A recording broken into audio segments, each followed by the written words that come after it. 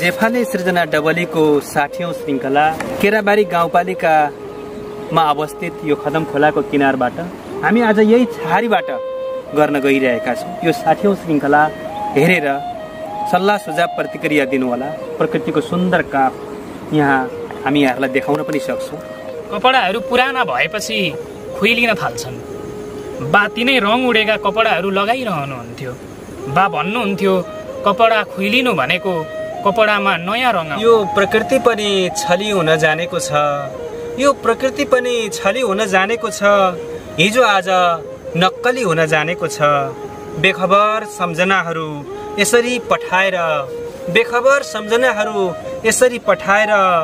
छेडभरमै बदली हुन जानेको छ। छेडभरमै बदली हुन जानेको छ। पर्यटन र साहित्य सँगसँगै जेफाले सृजना डबलीको 60औं श्रृङ्खलामा म यहाँहरूकै शब्दभरिको सारथी युवराज ठकुरी हार्दिक स्वागत अभिवादन व्यक्त गर्दछु। भिन्न भिन्न ठाउँबाट भिन्न भिन्न स्रष्टाको साथमा प्रत्येक श्रृङ्खला यहाँहरूमाझ ल्याउने क्रममा आज 60औं श्रृङ्खला केराबारी गाउँपालिका 10 मा रहेको यो खदम खोलाको किनारबाट भिडियो तथा प्रविधि संयोजनका साथी हुलास साई ठकुरीको साथमा उपस्थित भएको छु। आजको श्रृङ्खलामा मैले कविता लेखनमा निरन्तर लागिरहनुभएका एकजना कविलाई निम्तो गरेको छु। कवि हुनुहुन्छ नगेन्द्र सुवेदी। नगेन्द्र सुवेदी सरलाई हार्दिक स्वागत गर्दछु। हार्दिक धन्यवाद सर, बोलाउनु भयो त्यसको लागि। आराम हुनुहुन्छ सर? एकदम आराम छु। यो समय कसरी व्यतीत गरिरहनु भएको छ? अहिले मेरो अध्ययन पनि छ अनि एउटा पूर्व क्षेत्रीय प्रहरी आवासीय विद्यालयमा अध्यापन पनि गराइरहेको छु। त्यसरी बितिरहेको छ। हजुर पढाइ सँगसँगै शिक्षण गरिरहनु भएको छ। सँगसँगै सृजना यात्रामा पनि हुनुहुन्छ। विशेष गरी यहाँ कविता लेख्नुहुन्छ। सुरुवाती चरणमा यहाँको लेखनको यात्रा कसरी अगाडि बढ्यो? सुरुमा चाहिँ म कक्षा 6-7 मै पढ्दाखेरि डायरी चाहिँ लेख्ने गर्थेँ कि मेरो मनमा कस्ता भावनाहरू आउँछन् अथवा समाजमा देखेका कुराहरूले ममा कस्तो प्रभाव पारिरहेको छ अथवा घरभित्रकै कुराहरूले मलाई कस्तो प्रभाव पारिरहेछ, घरभित्रकै वातावरणले, त्यो कुराहरूलाई डायरीमा चाहिँ टिपोट गर्थेँ मैले। यसलाई भावनाको रूप दिनुहुन्थ्यो? भावनाको रूप दिन्थेँ। थाहा थिएन यो भन्ने कुरा थाहा थिएन। कविता चाहिँ के हो भन्ने थाहा थिएन, कविता के हो भन्ने चाहिँ। तर पछि बुझ्दै गएपछि, अध्ययन गर्दै गएपछि र स्कुलमा पनि पढाइ हुँदाखेरि कविता भनेर पढाइ हुन्थ्यो नेपालीमा। हजुर। अनि त्यो कुरालाई जोडेर हेर्दाखेरि मैले चाहिँ आफूले लेख्ने भावनाहरूमा विचार भर्न सकेँ, कला भर्न सकेँ भने कविता बन्ने रहेछ भन्ने जुन बोध भयो मलाई, त्यस पछाडि चाहिँ कविता लेखनको यात्रा सुरु गरेँ। हजुर सर, पहिलो चरणमा एउटा कवितै सुनाउँ। मैले वाचन गर्ने पहिलो कविताको नाम छ भगवान। कविता यसरी सुरु हुन्छ। कोही कोही यस्तै हुन्छन्, मैले पाइनँ भन्ने गुनासो कहिल्यै गर्दैनन्, कसैले दिएन गरिदिएन भनेर चित्त पनि दुखाउँदैनन्। उनीहरू आफ्ना लागि आफै गर्न सक्छन्। उनीहरूलाई थाहा छ दिएर सकिने भए हामीले कहाँ देख्न पाउँथ्यौँ र सूर्यको उज्यालो। दिएरै सकिने भए यो धरती पनि उहिल्यै खण्डहर भइसक्थ्यो। उनीहरू त दिएर मात्र पनि खुसीले भरिन सक्छन्। उनीहरू त अरूको खुसी हेरेर मात्र पनि आफूभित्र आनन्द बाल्न सक्छन्। साँच्चै कोही कोही यस्तै हुन्छन् जो आफूभित्र भगवान पालेर बसेका हुन्छन्। धन्यवाद। धन्यवाद छ सर। अत्यन्तै सुन्दर कविता पहिलो चरणमा सुन्यौँ। धन्यवाद सर। पहिला स्रष्टाहरू सुरुवातमा लेख्दाखेरि गजलबाट सुरु गर्नुहुन्छ। यहाँलाई चाहिँ गजल लेख्ने त्यस्तो मोड चलेन के छ? गजलको कुरामा चाहिँ के छ भने नियम हुन्छ अनि सानो बेलामै त्यो नियम सिकिहाल्नको लागि अलिकति अप्ठ्यारो हो कि जस्तो रदिफ काफियाका नियमहरू हुन्छन् गजलमा। गद्य कविता लेख्नलाई त्यस्तो कुनै पनि विशिष्ट नियमहरूले नबाँध्ने हुनाले कविता नै मलाई चाहिँ आफ्नो भावनाहरूलाई पोख्नको लागि, आफूभित्रका चेतना, आफूभित्रको विचारलाई बाहिर निकाल्नको लागि कविता नै उपयुक्त माध्यम हो कि भन्ने मेरो मनमा विचार आयो। त्यस पछाडि चाहिँ मैले कविता लेखनलाई निरन्तरता दिइरहेको छु। हजुर कविताबाट नै सुरु गर्नुभयो? कविता यात्रामै हुनुहुन्छ? कविता यात्रामै छु। हजुर यहाँ अब एउटा भावनाको कुरासँग जोडिरहेका छौँ। हामी पर्यटन र साहित्य सँगसँग पनि छौँ। यहाँ त विज्ञानको विद्यार्थी हुनुहुन्छ पक्कै पनि होइन? एउटा यहाँको अन्तर्वार्ता पनि हेरेको थिएँ हामीले। दिवस दर्पण दाईलाई यहाँबाट सम्झिरहेछौँ। उहाँको यहाँसँगको अन्तरङ्ग त्यहाँ सुनेको थिएँ। उहाँले पनि यही प्रश्न गर्नुभएको थियो। विज्ञानको मान्छे सृजना र विज्ञानको तादम्यता चाहिँ के छ? कसरी यहाँले दिइरहनु भएको छ?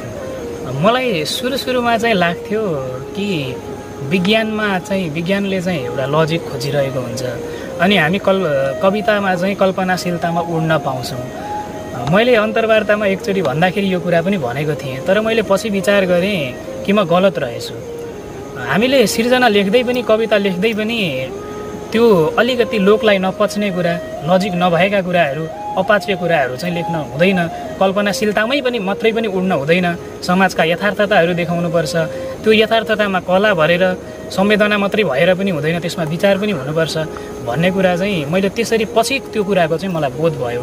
नभए अगाडि चाहिँ म गलत सोध्थेँ कि कवितामा चाहिँ कल्पनाशीलतामा जति पनि उड्न पाइन्छ अथवा लजिक नभएका कुराहरू लेख्दा पनि फरक पर्दैन भन्ने थियो, तर पछि त्यो विचार गलत रहेछ भन्ने बोध चाहिँ पछि मलाई भयो। यो बोध हुनमा एकजना विद्यार्थी के अरे विज्ञानको विद्यार्थी भएको नाताले बोध गराए अथवा सर्जकको नाताले? सर्जकको नाताले मैले बारम्बार भन्दै आइरहेको छु, एउटा साहित्य प्रेमीको नाताले मैले जति पनि साहित्यिक अध्ययन गर्नुपर्ने त्यो अध्ययन एकदमै कम भएको महसुस भयो। त्यस पछाडि मैले अध्ययनको श्रृङ्खलालाई निरन्तरता दिएँ। म यहाँबाट सम्झिन चाहन्छु इटरीका कवि योगेन्द्र पराजुली, जसले मलाई निरन्तर पढ्न, मेरो भाइ भए पनि निरन्तर पढ्नको लागि प्रेरित गरिरहनुहुन्छ। त्यो अध्ययनले पनि अलिकति एउटा परिपक्वता, अब विचार चिन्तन साधना त चाहिन्छ, तर सँगसँगै अध्ययनले पनि एउटा परिपक्वताको लेभललाई, मान्छे परिपक्वता कहिले बन्दैन, त्यो सापेक्षिक कुरा भयो, तर परिपक्वताको लेभललाई चाहिँ अप गर्नको लागि सहयोग गर्दो रहेछ। हजुर, फेरि पनि अन्तरङ्ग गर्दै गरौँला, एउटा कवितै सुनौ। मैले वाचन गर्ने दोस्रो कविताको नाम हो मलाई बा जस्तै भन्नु छ। यो कविता चाहिँ मेरो बुबाको लागि समर्पित। कविता यसरी सुरु हुन्छ। कपडाहरू पुराना भएपछि खुइलिन थाल्छन्। बा तिनै रङ उडेका कपडाहरू लगाइरहनुहुन्थ्यो। बा भन्नुहुन्थ्यो कपडा खुइलिनु भनेको कपडामा नयाँ रङ आउनु हो। त्यसपछि मैले मेरा हरेक लडाइँमा कुदिरहेको म देखेँ, हरेक ठक्करमा उडिरहेको म भेटेँ। मलाई उड्नु छ एक दिन बाका ओठमा इन्द्रेणी भर्न।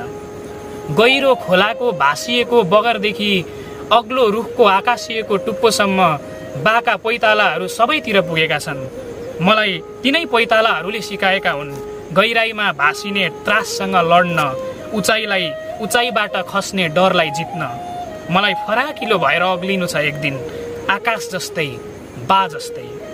फित्ते चप्पलको चुट्टिएको लोतीलाई बा कि त झुम्राले बाँधेर जोड्नुहुन्थ्यो कि त आगाले पगालेर। मैले ती चप्पलहरू बोलेको सुनेको छु। चुट्टिनु भनेको सकिनु होइन, नयाँ स्वरूप पाउनु हो। आगोले भत्काउँदैन मात्र, जोड्ने काम पनि गर्छ। सायद त्यसैले होला परिस्थितिका रापिला लप्काहरूले मेरो गन्तव्य निल्ने आँट कहिल्यै गरेनन्। सट्टामा जन्माइदिए आत्मविश्वासका विशाल पहाडहरू। बाले हाम्रो बोली नबुझिने उमेरदेखि उहाँको बोली नबुझिने उमेरसम्म माटो बनेर हाम्रो पेटको सुरक्षा गर्नुभयो, बाटो बनेर हाम्रो पैतालाको सुरक्षा गर्नुभयो। सजिलो छैन अरूको सजिलोको लागि आफ्ना सजिलाहरू सुम्पिएर काँडै काँडाको बाटो हिँड्न। जसको आत्मविश्वास र परिश्रमको वज्रले चट्टानको पहाडलाई उर्वर माटो बनाउन सक्छ, ती मेरा बा हुन्। सजिलो छैन एउटा काँधमा पृथ्वी र अर्को काँधमा समय बोकेर बिना पुलको महासागर तर्न। मलाई बा जस्तै भन्नु छ। धन्यवाद। मलाई बा जस्तै बन्न छ, मर्मस्पर्शी। बा जस्तै बन्न सक्नु भएको छ छैन? के मानेमा भन्ने चाहिँ हुन्छ बा जस्तै बन्नु। बासँग जति सहनशीलता छ, बा जति फराकिलो भएर सोच्नुहुन्छ, हामी चाहिँ अलिकति साँगुरो उकालो सोध्छौँ, बा फराकिलो सोच्नुहुन्छ। त्यो हिसाबले चाहिँ बा जस्तै बन्नलाई मलाई अझै धेरै वर्ष लाग्छ। बाको जुन सहनशीलता छ, बाको जुन त्याग गर्न सक्ने क्षमता छ, त्यो लेभलमा पुग्नलाई चाहिँ मैले अझै धेरै कुरा भोग्नुपर्छ जस्तो लाग्छ। हजुर, कविता सङ्ग्रह निकाल्नु भएको छ कि अथवा निकाल्ने सुरु गर्दै हुनुहुन्छ कि कस्तो? कविता सङ्ग्रह निकालेको चाहिँ छैन, त्यसै पनि मैले एकदमै सङ्ख्यात्मक हिसाबले कम कविताहरू लेख्छु। र अर्को कुरा, कविता सङ्ग्रह निकालिहाल्नको लागि हतारो पनि छैन। अझै धेरै अध्ययन गर्नु छ, अझै धेरै साधना गर्नु छ, साहित्यलाई बुझ्नु छ। अझै हामी त अहिले सिकारु चरणमा छौँ, सिक्दैछौँ कविता लेख्न, साहित्य के हो भन्ने कुरा बुझ्दैछौँ भर्खर।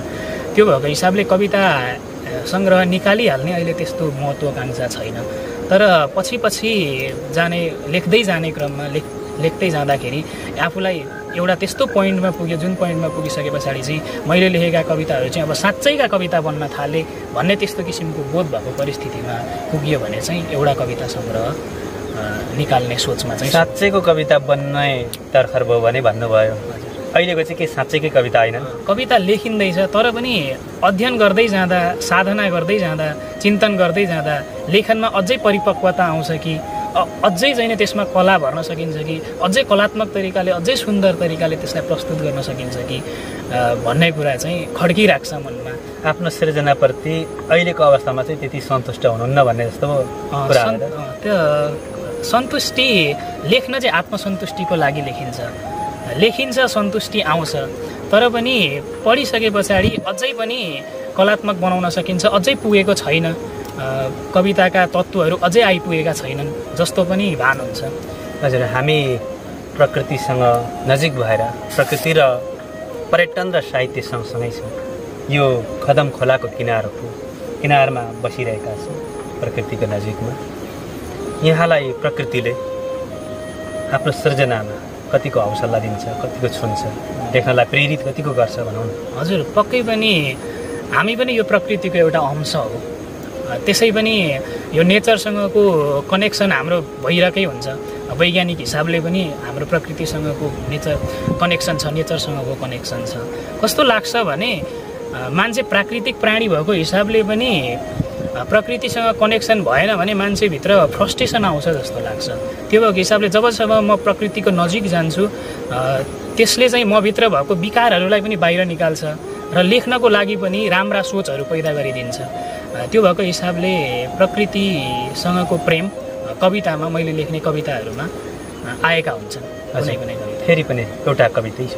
मैले वाचन गर्ने तेस्रो कविताको नाम छ म परदेश जान्न नि ल। 7 वर्षसम्म मेरो निधार सम्झिएर तिमीले सप्तरङ्गी टीकाको लर्को लगाइदिएको घरको भित्तामा मेरो ढाडको भित्ता अड्याएर म सम्झँदैछु 2555 दिनसम्म पराई भूमिमा परिवारको खुसी किन्नको लागि मैले मेरो छाला र पसिना बेचेको र सम्झँदैछु कालले खुट्टा बोकाएका काला रातहरू। मलाई डर छ तिम्रा गोडा धोइदिएर तिमीलाई डोली चढाउनुभन्दा अगाडि नै मलाई रातो बाकसमा राखेर अरू कसैले हवाईजहाज चढाउला कि भन्ने डर छ मलाई। म आफ्नै देशको माटोको टीका लगाएर तिम्रो अस्मिताको रखवाला बन्नेछु बहिनी। म परदेश जान्न नि ल। म परलोक जस्तो परदेशमा हुँदा तिमीले पठाएका आँसुका नदीहरूमा डुब्दै उत्रदै डुब्दै म सम्झँदैछु त्यो बेरङ्गी मरुभूमिमा मरु या बाँचु लागेका बेरङ्गी पलहरू। मरुन्जेल मरुभूमिमा पसिना खन्याउनु भन्दा म बाँझो फुटाउला तिमी डल्ला फोरौली, म हलो जोतौँला तिमी मकै सियो लगाउली, म पटाहा लगाउँला तिमी धान रोपौली। हामी हाम्रै भूमिमा लह लह खुसी फलाउनुपर्छ, हामी हाम्रै भूमिलाई रङ्गीन बनाउनुपर्छ। प्रिया, म परदेश जान्न नि ल। म 7 वर्षको हुँदा धरती हाम्री माता हुन्, आकाश हाम्रा पिता हुन् भनेर तपाईँहरूले पढाउनु भएको पिँढीमा बसेर म सोच्दैछु अर्काको धरती ओछ्याएर अर्काकै आकाश ओढ्दा न त निदाउन सकिने रहेछ न त सपना देख्न नै। त्यो बिरानो ठाउँमा शरीर गलेर भुतुक्क भएको बेला मन पनि गल्ने गरी गाली खानुभन्दा मलाई जिम्मेवारी र उमेरले गलाएका तपाईँहरूका गोडा मिचिदिनु छ। त्यो मुटु नभएको ठाउँमा मुटु नभएका मान्छेको लाठी खानुभन्दा मलाई मुटु जस्तै माया गर्ने तपाईँहरूको बुढेसकालको सहारा बन्नु छ, बुढेसकालको लाठी बन्नु छ। मलाई मेरै धरती सिँगार्नु छ, मलाई मेरै आकाश उज्यालो बनाउनु छ। बाबा, म परदेश जान्न नि ल। आमा, म परदेश जान्न नि ल। धन्यवाद। परदेश जान्न नि ल भन्नुभएको छ कवितामा। पक्कै पनि यहाँले कवितामा भने जस्तै जानु नपर्ने अवस्था छ कि छैन यहाँको? परदेश जाने कुरा चाहिँ बच्चैदेखि बाहिर देशमा गएर आफ्नो पसिना बेच्नु हुँदैन भन्ने विचार चाहिँ मलाई सानैदेखि आउँथ्यो। यो कुरा अहिले मैले सम्झिँदा पनि मलाई सानो हुँदा पनि त्यस्तो विचार किन आउँथ्यो होला कहिलेकाहीँ अचम्ममा पर्छु। तर साँच्चै बाहिर गएर आफ्नो श्रम पसिना बेच्नुभन्दा चाहिँ देशमै बसेर आफ्नो श्रम पसिना बेच्ने, परिवारसँग खुसी साटासाट गर्ने समृद्धि भनेको महल मात्रै होइन, भित्र तपाईँ भित्री रूपमा कति खुसी हुनुहुन्छ भन्ने कुरा त्यो एउटा आदर्शको कुरा होला। हजुर, वास्तविक धरातलमा आइपुग्दा विदेशिनुपर्ने, परदेशिनुपर्ने बाध्यता त होला। यहाँको जीवनमा के छ, यो आदर्श सधैँ कायम भइरहन्छ जस्तो लाग्छ? यो आदर्श पनि हो र मैले चाहिँ यसलाई आदर्शको रूपमा मात्रै भन्दा पनि व्यवहारिक हिसाबले नै हेरेको छु। जस्तो म अहिले अध्ययन गर्दैछु, मेरो बिएससी रसायनशास्त्रमा हो, 4थो वर्ष। देशमै अब अध्ययनको सिलसिलामा बाहिर गइन्छ भने त्यो नराम्रो भन्न मिल्दैन। बाहिर जाने, ज्ञान सिकेर आउने, बाहिर गएको ज्ञान सिपलाई देशमा उपयोग गर्ने, उत्पादनमा लगाउने, त्यो राम्रो कुरा भयो। तर जीवनभरि अथवा जीवनको लामो कालखण्डसम्म जतिखेर देशलाई हाम्रो आवश्यकता हुन्छ, हाम्रो श्रम पसिनाको आवश्यकता हुन्छ, त्यो समयमा चाहिँ हामी बाहिर बसेर आफ्नो श्रम पसिना बेच्छौँ भने चाहिँ देशलाई घाटा लागिरहेको छ कि भन्ने फिल पनि हुन्छ। त्यही भएर यसलाई आदर्श मात्रै भन्दा पनि मैले चाहिँ एउटा व्यवहारिक पाटोकै रूपमा लिएको छु र मेरो प्रार्थना छ त्यस्तो कन्डिसन नआओस्। कन्डिसन त्यस्तो आयो भने पनि विदेश जान मेरो रुचि चाहिँ होइन। मेरो पनि यही कामना छ, सदैव यहाँको यो कायम रहिरहोस्। फेरि पनि सर कवितै सुनिरहँ जस्तो लागेको छ, यहाँको कवितै सुन्नु। मैले वाचन गर्ने 4थो कविताको नाम छ किनारसम्म। यो कविता चाहिँ मैले एउटा अङ्ग्रेजी चलचित्र 51st डेट्स भन्ने चलचित्र हेरिसके पछाडि आफूमा आएको एउटा कवितात्मक चिन्तनलाई पोख्ने हिसाबले लेखेको कविता हो। कविताको शीर्षक छ किनारासम्म। कविता यसरी सुरु हुन्छ। बिना किनारको समुद्रमा जता हावा जान्छ त्यतै बगी हिँड्ने डुङ्गा जस्तै भएको थियो जीवन। म बिर्सिसक्थेँ किनारा भेट्न मैले दिनभरि गरेको यात्रा रातभरमा। पानीले मेटिसक्थ्यो मैले गरेको यात्राको बाटो क्षणभरमै। अनन्त कुहिरोमा हराएको विवश काग जस्तो, घना जङ्गलमा लामो निसा लागेको लाचार गोठालो जस्तो म सकिरहेको थिइनँ निस्कनलाई त्यहाँबाट, जेले मलाई घेरेको थियो। यही निर्जनताको बीचमा तिमी आयौ पुल बनेर र देखाइदियो मैले आजसम्म गरेका यात्राका डोबहरू आफ्नो छातीभरि। उसको छातीको, तिम्रो छातीको बाटो भएर भेट्टाएँ मैले आफ्नो किनारा। मेरो किनारा त तिमी नै पो रहेछौ। कहिलेकाहीँ अल्मलिएर हामी पुग्न सकेनौँ भने आफूलाई पर्खिरहेको किनारसम्म, किनार आफै बाटो बनेर आउने रहेछ, डोर्याउन हामीलाई आफूसम्म। धन्यवाद। धन्यवाद छ सर, अत्यन्तै मार्मिक कविताहरू सुनाइरहनु भएको छ, सुनिरहेका छौँ। यो किनारसम्म, हामी किनारकै कदम खोलाको किनारमै छौँ, किनारमै बसेर किनारकै कविता सुन्यौँ। हामी सम्झन चाहन्छौँ जेफाले सृजना डबलीलाई मिडियाद्वारा निरन्तर सहयोग गरिरहनु भएको छ। उज्यालो प्रदेश, समृद्ध बराह क्षेत्र, नयाँ अनलाइन, त्यसै गरी मातृभूमि टी स्टेट, जेफाले होमस्टे तथा केराबारी साहित्य तथा कला विकास केन्द्र लगायत सृजनशील मनहरू हामीलाई निरन्तर सहयोग गरिरहनु भएको छ। हामी आभार प्रकट गर्न चाहन्छौँ। कवि नगेन्द्र सुवेदीज्यूका कविता आजको श्रृङ्खलामा र केही अन्तरङ्ग सुनिरहेका छौँ। सरलाई यो 60औं श्रृङ्खलामा पाउँदा हामी अत्यन्तै खुसी भएका छौँ। सरलाई कस्तो लागिरहेको छ? जेफाले सिर्जना डबलीमा बोलाउनु भयो र आफ्ना रचनाहरू सुनाउने अवसर दिनुभयो। आफ्ना रचनाहरू सुनाउन पाउँदा लेखिन्छ, आफ्नो रचनाको श्रोता, पहिलो श्रोता आफै बनिन्छ। आफ्ना रचनाहरू यसरी देशका कुना कन्दरामा छरिएर रहेका अथवा आफ्नै स्थानीय ठाउँमा छरिएर रहेका विभिन्न श्रोताहरूले सुन्न पाउनुहुन्छ। त्यो हिसाबले पनि हर्षित छु। यो अवसर प्रदान गर्नुभयो जेफाले सृजना डबली र तपाईँप्रति धेरै धेरै आभारी छु। हजुर, यो समय दिनुभएको छ। केराबारीको माटोमा केराबारीकै सर्जक होइन, हामी खुल्ला आकाशमुनि भन्दा पनि आज यो एउटा जसले हामीलाई यो शीतलता प्रदान गर्न एउटा कुटे बनाइदिनु भएको छ। अज्ञात महानुभाव हुनुहुन्छ, हामीले यो सम्झिनुपर्छ। उहाँलाई पनि हार्दिक आभार व्यक्त गर्दछु। सर, अन्तिममा एउटा कविता सुनौँ अनि छुटौँ। मैले वाचन गर्ने अन्तिम कविताको नाम छ प्रेम गर्नेहरू 2। प्रेम गर्नेहरू कविताको शीर्षकमा अगाडि नै एउटा कविता लेखिसकेको थिएँ, त्यही भएर मैले यो कवितालाई शीर्षक दिएको छु प्रेम गर्नेहरू 2। कविता यसरी सुरु हुन्छ। आधा खाँदा खाँदै बाटोमा मिल्काइएको फलभित्रको बिउ थिएँ मलाई थाहा थिएन म बन्ने आधार मिल्काइनुको कारण, म बस्ने घर मिल्काइनुको कारण। तर बडो तिरस्कारपूर्वक मिल्काइएको थियो मलाई। त्यस कहाली लाग्दो बाटोमा मैले आफूलाई अनगिन्ती मतलबी पैतालाहरूको कुल्चाइबाट जोगाएँ क्षण नबिराई ओहोर दोहोर गरिरहने यमराजका रथका पाङ्ग्राहरूबाट। मैले बाटो समाए प्रेमको र माटो समाए धर्मको। पहिले फोडेँ आफूलाई र फोडिदिएँ यो धरती पनि, उम्रनु मेरो धर्म थियो। बनेर एक निष्ठावान तपस्वी जस्तो झेलेँ मैले घाम पानी हावा हुरी र गड्याङगुडुङको भयङ्कर जनयुद्ध। मलाई विश्वास थियो आफूले तय गरेर आएको यात्राप्रति। मैले विश्वास गरेँ मेरा आफ्नै जराहरूलाई। आज तिमी खूब मिठो मानेर जुन फल खाइरहेका छौ त्यो फल मैले नै फलाएको हुँ। आज तिमी जुन छाहारीमा बसेर आनन्दमय प्रेम गाइरहेका छौ त्यो वृक्ष म नै हुँ। प्रेम गर्नेहरूको बाटो तिरस्कारका पहाडहरूले प्रतिकूलताका पहिरोहरूले छेक्न सक्दैनन् कहिले। जस्तै अप्ठ्यारो बाटो पनि हिँड्न सक्छन् प्रेम गर्नेहरू। जस्तै अप्ठ्यारो बाटो पनि हिँड्न सक्छन् प्रेम गर्नेहरू। हजुर, यहाँको प्रेमका कविता पनि सुन्यौँ। बुबा आमालाई सम्झिनुभएका बुबा आमाप्रति समर्पित कविताहरू पनि सुन्यौँ। यो हाम्रो निम्तोलाई स्वीकारेर आइदिनु भयो, हार्दिक आभार व्यक्त गर्न चाहन्छु। अन्त्यमा जाँदै यहाँलाई भन्न मन लागेका केही कुरा छन्?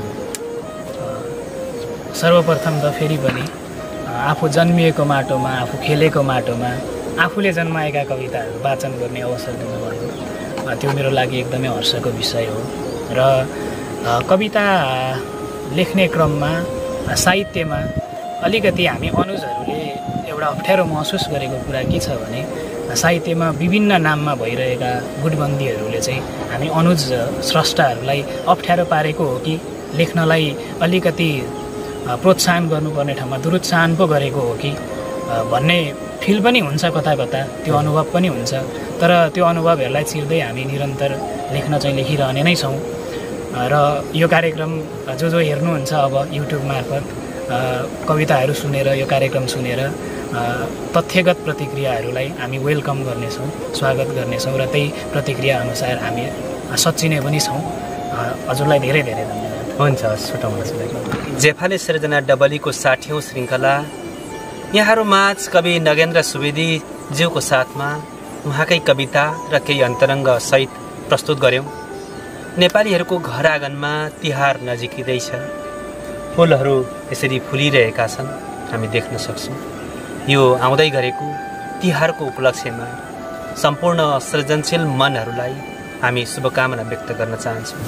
जेफाले सृजना डबली फेसबुक पेज, जेफाले सृजना डबली युट्युब च्यानलसँग जोडिनु भएको छैन भने एकपटक जोडिनु हुन पनि अनुरोध गर्दछु।